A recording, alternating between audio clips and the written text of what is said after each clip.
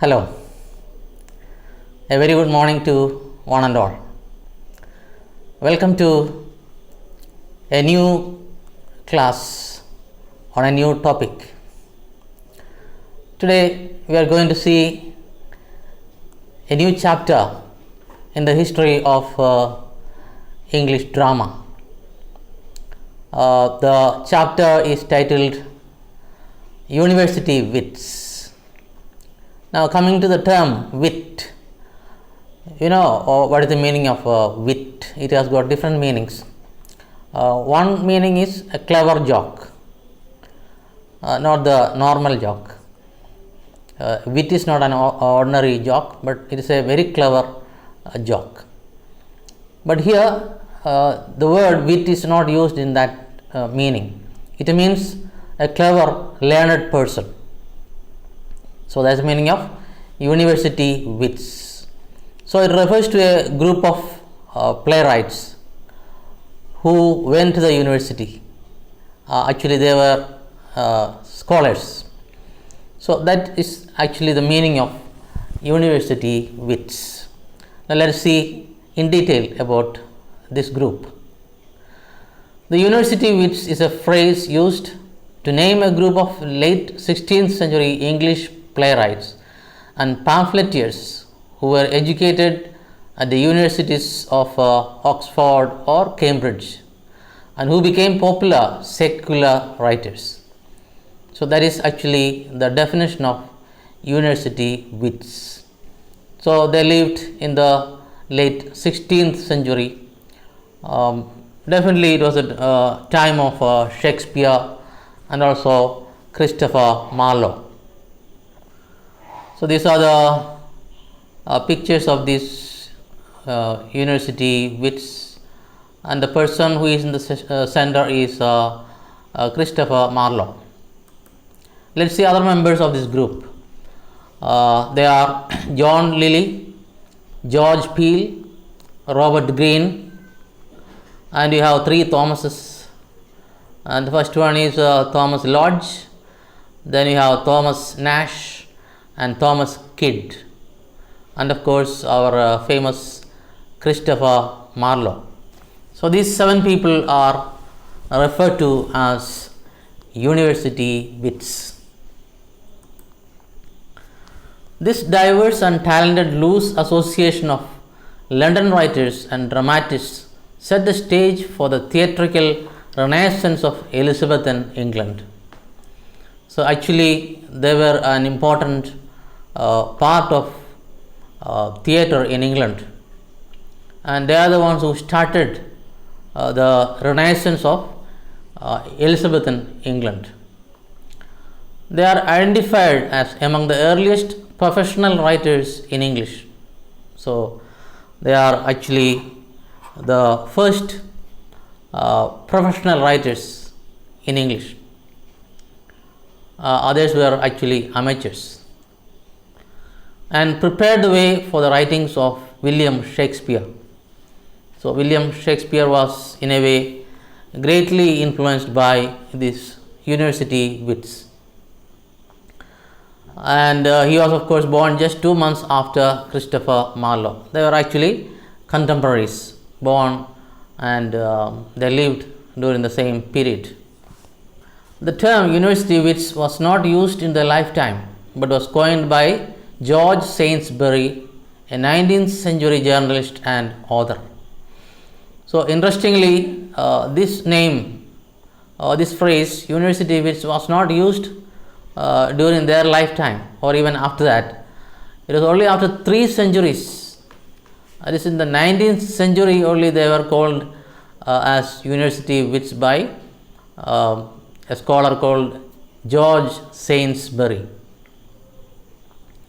Saintsbury argues that the rising sap of dramatic creativity in the 1580s showed itself in 2 separate branches of the national tree.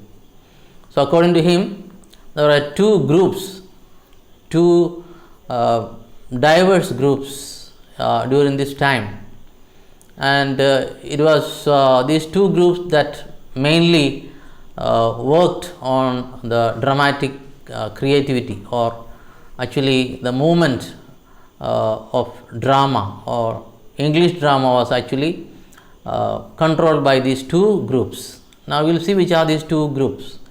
In the first place, we have the group of university wits, the strenuous if not always wise band of professed men of letters, at the head of whom are Lilly, Marlowe, Green, Peel, Lodge, Nash, and probably Kidd.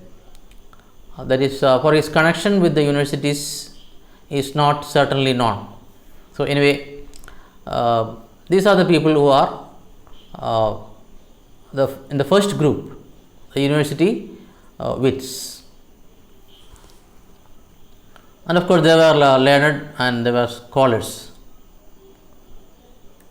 Now, coming to the second group, we have the irregular band of outsiders, players and others. Here, players means actually actors, who felt themselves forced into literary and principally dramatic composition, who boast Shakespeare as their chief, and who can claim as seconds to him not merely the imperfect talents of Shettle, Munday, and others whom we may mention in this chapter, but many of the perfected ornaments of a later time. So, when we look at the second group, we find the second group is led by our great Shakespeare, who is considered by them as their leader.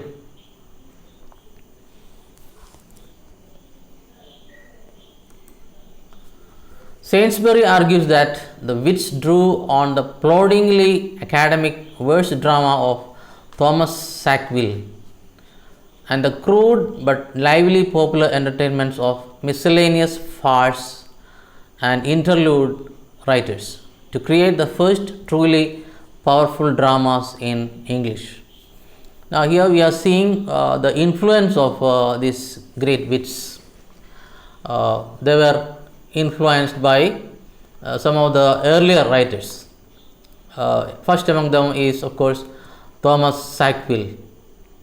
He used to write academic verse drama. Verse drama means mostly poem. It was written in poem mostly, not completely.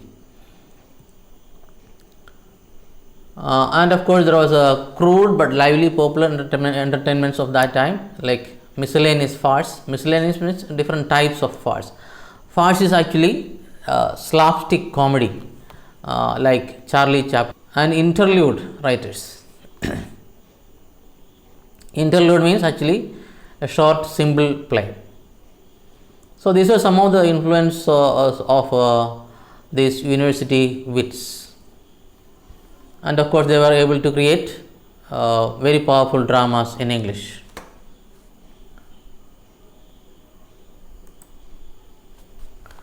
The university wits with Marlowe at their head made the blank verse line for dramatic purposes, dismissed, cultivated as they were, the cultivation of classical models, and gave English tragedy its Magna Carta of freedom and submission to the restrictions of actual life only. So, the leader of university wits was definitely Marlowe, and they made the blank verse. That means it is an easy poetic style which doesn't follow the rhyming verse and all that. So they used the blank verse, which was more suitable for their kind of drama, and they dismissed the cultivation or the use of classical models, that is the Greek and Roman dramas. They were not in favor of these models, and they gave English tragedy its the great Magna Carta, which is known as the rights. That means it was actually declared by King James for the first time. That means the people, ordinary people, were given rights. Till then they had no rights. That's what it is called, Magna Carta. So here they are giving kind of freedom to drama, because up to that time they were following the classical models, Greek and Roman plays, but now they are taking a new course of journey, kind of new path they are treading here, which was, that means more of freedom was given to playwrights rather than looking up to the classical models, and they were mostly following the actual life. That means they were being rather realistic in their writing rather than classic. That means they were not dealing with what you call the epics or great people's lives. They were looking at the ordinary people's lives around them. However, they failed to achieve perfect life-likeness. That means they were not 100% down to earth. They were not actually, depicting the common man's life. It was left to the actor playwrights who, rising from very humble beginnings but possessing in their fellow Shakespeare a champion unparalleled in ancient and modern times, borrowed the improvements of the university wits, added their own stage knowledge, and with Shakespeare's aid achieved the master drama of the world. So the university wits, with all their learning and knowledge, they failed to give a perfect form of drama, and it was left to our great Shakespeare to do that, or to complete that mission. That's why the actor playwrights, that means Shakespeare has got this background of acting. From acting only he started writing plays. So the people who are behind Shakespeare, they are called actor playwrights. So it was this group who had a lot of experience and hands-on experience in drama and theatre. So they are the ones who actually perfected this art of playwriting or drama. That means it was not the university wits who did it. It was left to Shakespeare and his friends. Of course, they were also influenced by this university wits, but it helped them at the end to create a great tradition of drama. As it is called the master drama of the world. Of course, under the guidance of Shakespeare.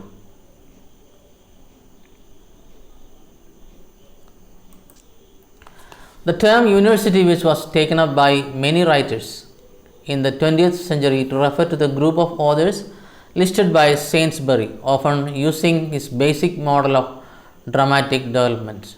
So, only in 20th century or after Saintsbury, who coined this term, people started using this term to refer to this group of people as university wits. Adolphus William Ward, in the Cambridge History of English Literature, has a chapter on the place of the university wits, in which he argues that a pride in university training which amounted to arrogance was combined with really valuable ideas and literary methods. So there is another reference to this university wits in the book titled The Cambridge History of English Literature by Adolphus William Ward, where he refers to this group having a lot of pride in university training, and it was almost amounted to arrogance. That means they were too proud of their university learning, but at the same time they have given valuable ideas and literary methods to the theatre at large. In 1931, Alardis Nicol, who was a British scholar and teacher, wrote that it was left to the so-called university wits to make the classical tragedy popular and the popular tragedy unified in construction and conscious of its aim. So according to this scholar, Alardis Nicol, according to him, the university wits, their contribution was actually making the classical tragedy more popular and the popular tragedy, they try to unify their construction, and also it gave a kind of aim, conscious aim to the popular tragedy. Edward Albert, in his History of English Literature, argues that the plays of the university which had several features in common. So, here we are going to see the various features or characteristics of this university wits. A. There was a fondness for heroic themes such as the lives of great figures like Muhammad and Tamerlane, who was a Central Asian emperor, Timur. So, the first characteristic was that they preferred heroic themes like great warriors or kings or fighters and all that, or great heroes. So, heroic themes needed heroic treatment. That means there used to be great fullness. Fullness here means richness in the theme, and variety, of course, splendid descriptions, beautiful explanations, long swelling speeches, the handling of violent incidents and emotions. So, all these were needed to make the drama look really great. So, usually they talked about great heroes who won great battles and all that. So, in order to match their heroic deeds, there has to be a lot of heroic grand speeches, dialogues and all that. And also they had to show violent incidents like fighting scenes and all that. Just like we have got great movies, like Bahubali and all that. That you can just imagine that. In order to show that, they had to show a lot of fighting scenes and all that of the previous age. This quality is excellent when held in restraint, only too often led to loudness and disorder. So, in their attempt to make the scene more grand and more heroic, it ended up in a lot of noise and disorder at the end. The style was also heroic. So, the style of the drama had to be very heroic, of course. The chief aim was to achieve strong and sounding lines, magnificent epithets and powerful declamation. So, these were some of the elements they had to add, or ingredients like sounding lines and then magnificent epithets. Epithets means like using short sentences, short but very powerful, and also declamation, powerful speeches like Mark Antony's speech in Julius Caesar. This again led to abuse and to mere bombast, mouthing, and in the worst cases to nonsense. So, in their attempt to make the drama look so grand, but sometimes it ended up in abuse and mere bombast. Bombast means high sounding words without much of meaning, and also the actors had to move their mouth in accordance with the dialogues, which may look rather artificial. In the best examples, such as in Marlowe, the result is quite impressive, but there are some exceptions to these rules. In some of the cases, like Marlowe dramas, they came out beautifully. The whole arrangement and effect of the drama. In this connection, it is to be noted that the best medium for such expression was blank verse, which was sufficiently elastic to bear the strong pressure of these expansive methods. So, the new blank verse, which was used in the drama for dialogues, it suited their elegant or grand speeches and dialogues.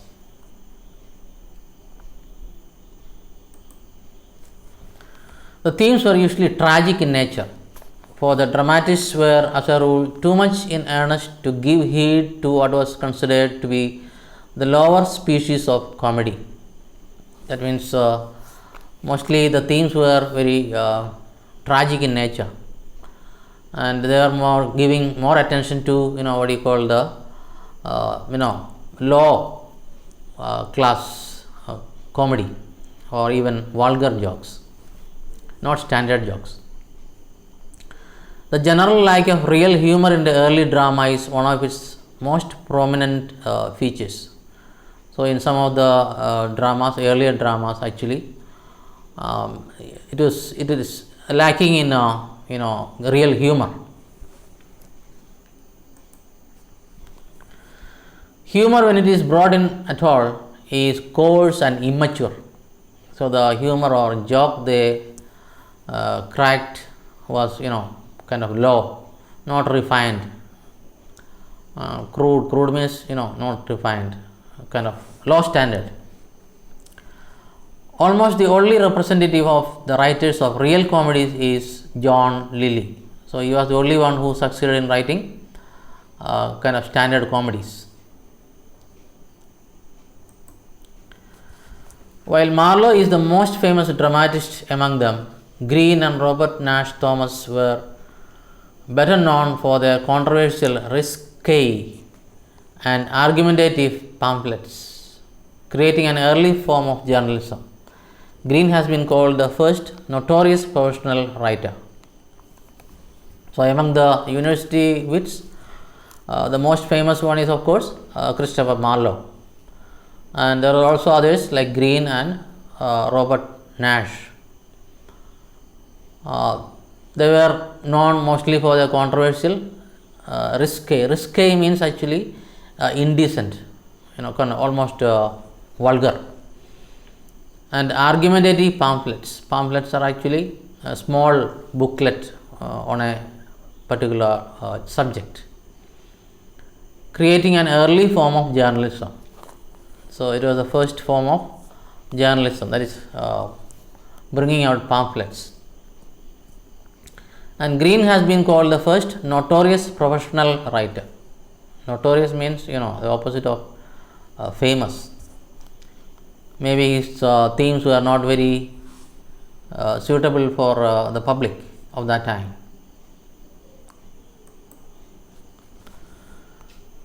Now we come to certain disputes, supposed disputes. That means we are not very sure about it. There is no 100% certainty about the disputes.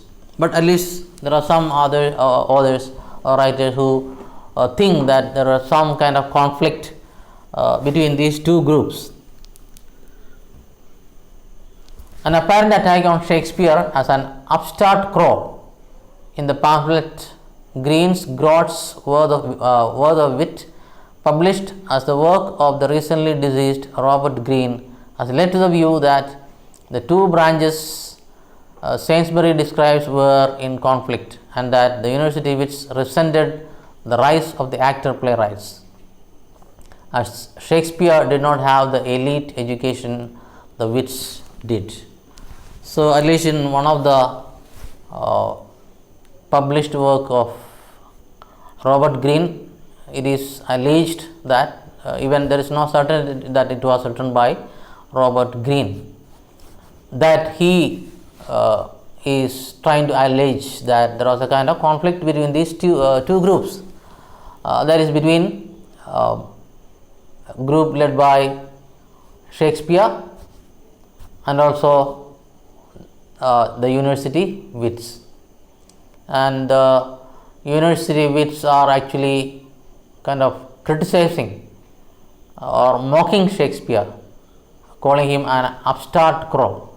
Here, upstart crow means a person who is coming to limelight very fast and achieving greatness. So naturally, others will be very jealous of this person. So they started calling Shakespeare that he is not genuine, that he is copying from other writers and all that. That's the meaning of borrowed materials from other playwrights, and he is taking the credit like that. So that is a kind of allegation against Shakespeare, probably by the university WITS, but we are not sure.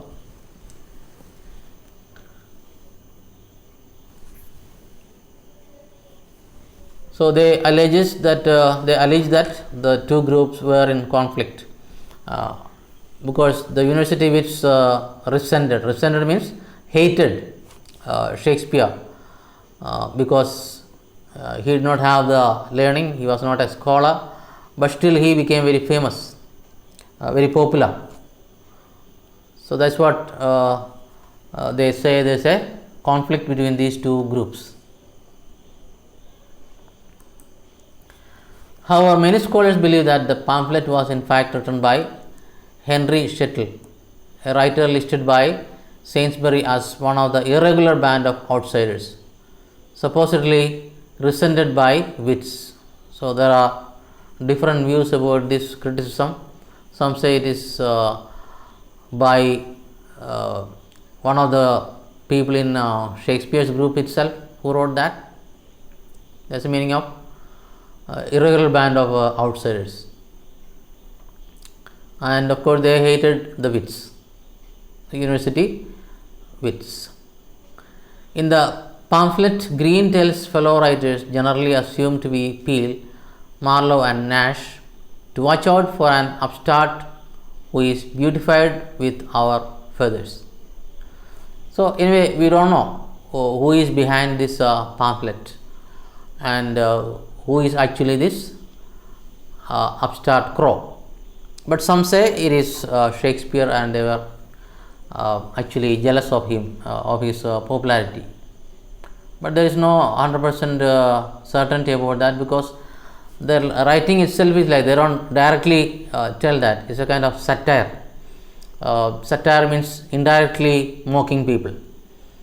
So they never mentioned the name of Shakespeare there. But people assume it must be Shakespeare, so we are not sure about that. Jenny Sager argues that from its conception, the term university WITS has provided generations of critics with a sounding board from which to articulate their attitudes towards modern academia, often setting the supposedly snobbish WITS against Shakespeare and others as representatives of unlettered talent. So from the beginning, conception means here birth. From the birth itself of the term university WITS, many of the critics were trying to focus or trying to kind of allege that there was a kind of conflict between these two groups. Jeffrey Knapp argues that some authors have imagined an all-out war between authors and actors initiated by the WITS.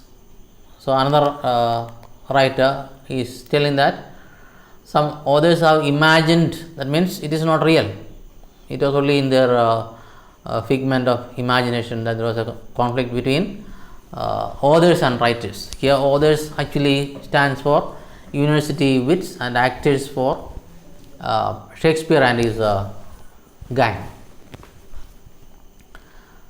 But Knapp criticizes Richard Helgerson for claiming that a form of popular theatre was replaced by an elitist authors theatre because of the work of the WITS. So according to Richard Helgerson, he is actually blaming the university WITS that they replaced the popular theatre by an elitist authors theatre. That means this university WITS, they were writing dramas mostly for the elite class, like the kings and courtiers and all that. So they were parting from the popular theatre, arguing that praise for actors and willingness to collaborate are more typical of the careers. So Jeffrey Knapp is actually arguing that there are no conflicts between these two groups, that the university which actually praised the actors and all that, and they were actually willing to work together uh, for their careers rather than having conflicts or fighting all the time.